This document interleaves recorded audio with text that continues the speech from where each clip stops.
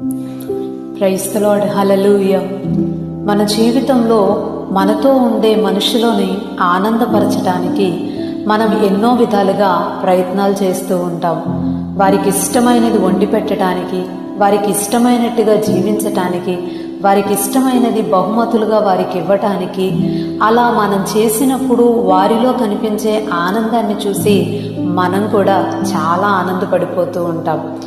అయితే ఇలా మనం ఆనందంగా ఉండాలి అని ఎదుటివారిని బట్టి మనం ప్రయత్నాలు చేసినప్పుడు వారి నుంచి మళ్ళీ తిరిగి అలాంటి ఆనందమే మనకి దక్కుతుంది అని చాలా ఆశపడుతూ ఎదురు చూస్తూ ఉంటాం.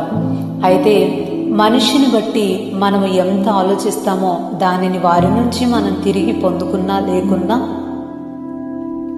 దేవాది దేవుడు మాత్రం తన యందు భయభక్తులు కలిగిన వారి యందు ఆనందించువాడై ఉన్నాడు. ఆయన యందు మనం భయభక్తులు కలిగి ఉంటే చాలు. ఆయన కోరుకున్న రీతిలో జీవించగలిగితే మనల్ని బట్టి ఆనందించటం మాత్రమే కాకుండా మనకేది కావాలో, ఎలా కావాలో, ఏ రీతిగా మనం ఉండాలో అన్ని దిశలుగా దేవుడు మనల్ని పట్టించుకుంటూ సహాయపడుతూ చేయి పట్టి మనల్ని ముందుకు తీసుకొని వెళ్తాడు. మనం ఆయన యందు భయభక్తులతో వాక్యానుసారంగా జీవించగలిగితే చాలు. ఆయన ఆనందించేలాగా జీవించండి. ఆమేన్.